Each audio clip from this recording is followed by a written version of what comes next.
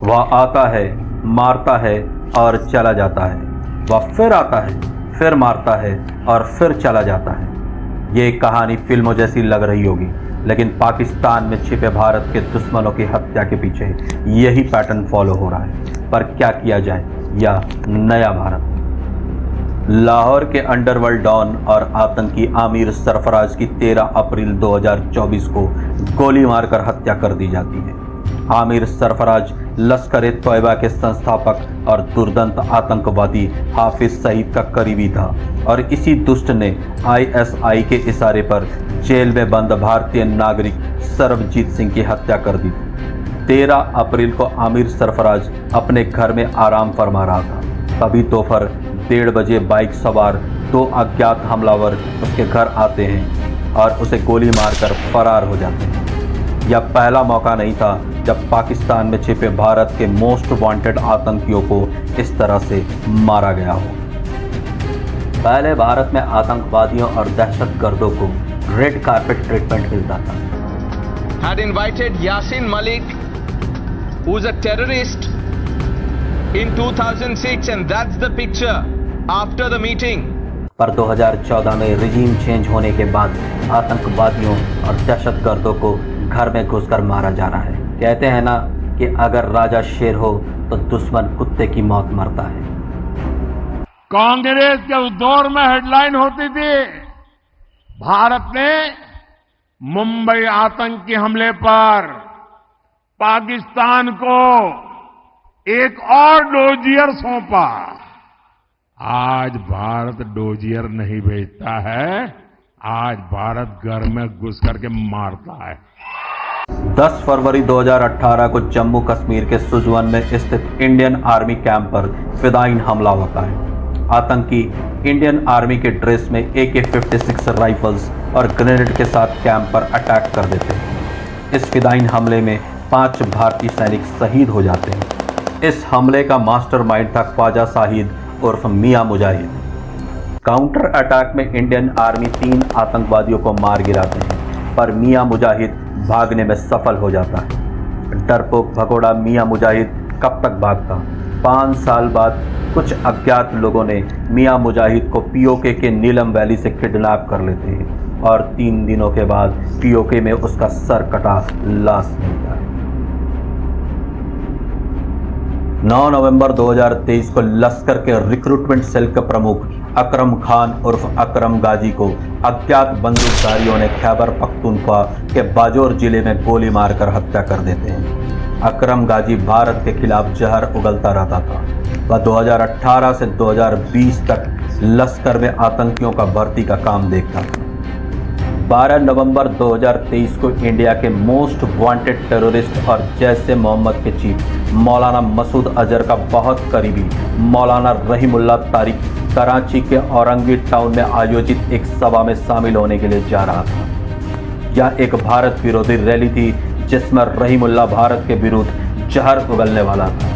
रहीमुल्लाह पाकिस्तान का एक मशहूर मौलाना था जिसे सुनने के लिए हजारों की संख्या में भीड़ उमड़ती थी, पर रास्ते में ही अज्ञात बंदूकधारियों ने मौलाना रहीमुल्लाह तारिक को गोली मारकर जहन्नुम पहुंचा।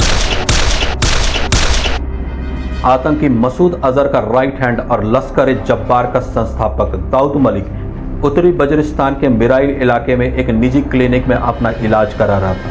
तभी कुछ नकाबपोश हमलावर आते हैं और मलिक को गोली मारकर फरार हो जाते हैं। मौके पर ही दाऊद मलिक की मौत हो जाती है और हमलावर बड़ी आसानी से निकल जाते हैं।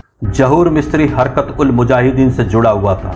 24 दिसंबर 1999 को इंडियन एयरलाइंस की फ्लाइट संख्या IC-814 के हाईजैक में शामिल था। जहूर मिस्त्री ने ही फ्लाइट में सवार पैसेंजर रुपिन कत्याल की हत्या की थी। जहूर मिस्त्री कराची में एक फर्नीचर का दुकान चला रहा था। कराची के अख्तर कॉलोनी में स्थित फर्नीचर के दुकान पर 1 मार्च 2023 को कुछ नकाबपोश हमलावर आते हैं और उसे गोली मारकर फरार हो जाते हैं। 2 जनवरी 2016 को पठानकोट में भारतीय वायुसेना के एयरबेस पर भारी हथियारों से लैस आतंकवादियों ने हमला कर दिया था। करीब 4 दिनों तक चली इस गोलीबारी में 7 सुरक्षाकर्मी शहीद हो गए थे। इस मुठभेड़ में 4 आतंकवादी भी मारे गए थे। इस फिदाइन हमले का मास्टरमाइंड था शाहिद लतीफ़। 11 अक्टूबर 2023 को दस्ता शहर में नूर मदीना मस्जिद के बाहर 3 मोटरसाइकिल सवार हथियारबंद लोग आते हैं और 53 साल के लतीफ़ और उसके भाई हाशिम पर हमला कर देते हैं। इस अंधाधुंध फायरिंग में लतीफ़ मारा जाता है और भाई घायल हो जाता है। देश के दुश्मनों को कुत्ते की मौत देखकर हमलावर गायब हो जाता है। मुफ्ती कैसर फारूक 26/11 मुंबई आतंकी हमले का मास्टरमाइंड और हाफिज सईद का राइट हैंड था। 30 वर्षीय कैसर फारूक कराची के समानाबाद इलाके में जामिया मस्जिद का मुफ्ती था। 30 सितंबर 2023 को वह कराची के जामिया मस्जिद के पास पहुंचा ही था, तभी 2 अज्ञात बाइक सवार कैसर फारूक पर ताबड़तोड़ गोलियां बरसाकर उसे मौत के घाट उतार देते हैं। 6 मई 2023 को खालिस्तान फौज के कमांडर परमजीत सिंह पंजवार लाहौर में अपने घर के बाहर टहल रहे थे। उसी वक्त बाइक सवार हमलावर आते हैं और उसे गोलियों से भून कर फरार हो जाते हैं। अज्ञात हमलावर चुन चुनकर इंडिया के मोस्ट वांटेड आतंकियों को एलिमिनेट कर रहे हैं। ताज्जुब की बात है, किसी भी ऑर्गेनाइजेशन ने अब तक इन हत्याओं की जिम्मेदारी नहीं ली है। अज्ञात हमलावरों ने जैसे कसम खा रखी है इंडिया के मोस्ट वांटेड आतंकवादियों को जहन्नुम पहुंचाने के लिए। पाकिस्तान के रावलपिंडी में हिजबुल मुजाहिदीन के टॉप कमांडर बशीर अहमद पीर उर्फ इम्तियाज आलम को 20 फरवरी 2022 को अज्ञात हमलावरों ने गोली मारकर हत्या कर दी।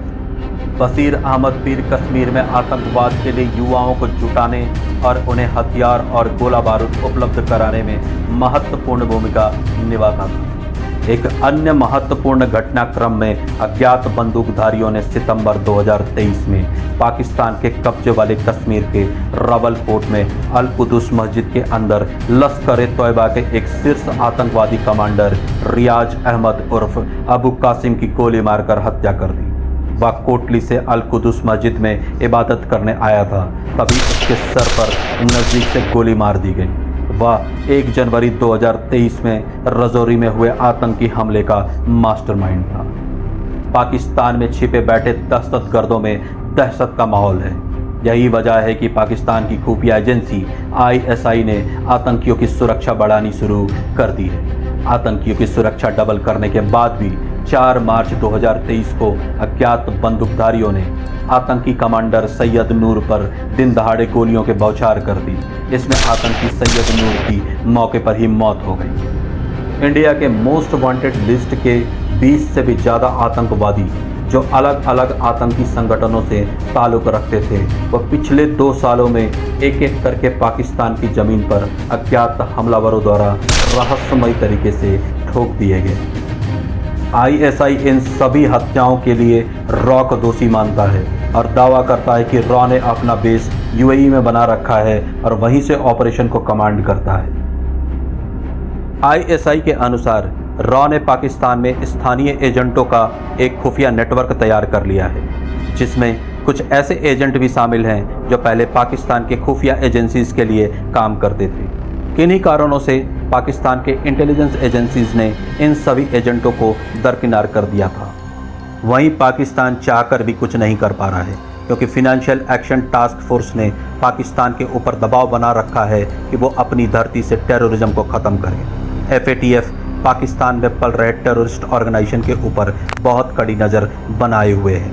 पाकिस्तान को डर है कि अगर वह FATF के इंस्ट्रक्शंस को इम्प्लीमेंट नहीं करता है तो FATF वापस पाकिस्तान को ग्रे लिस्ट में डाल देगा।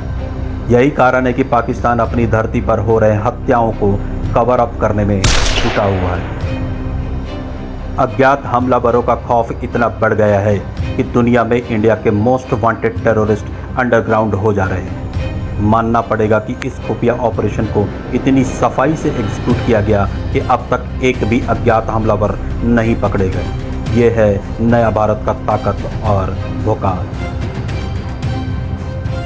दोस्तों, अगर वीडियो अच्छी लगी हो तो इसे ज़्यादा से ज़्यादा लाइक और शेयर करें। इस चैनल को अभी तक अगर आपने सब्सक्राइब नहीं किया है तो इसे आप सब्सक्राइब कर लें। आपका यह छोटा सा सहयोग मुझे बहुत मोटिवेट करेगा।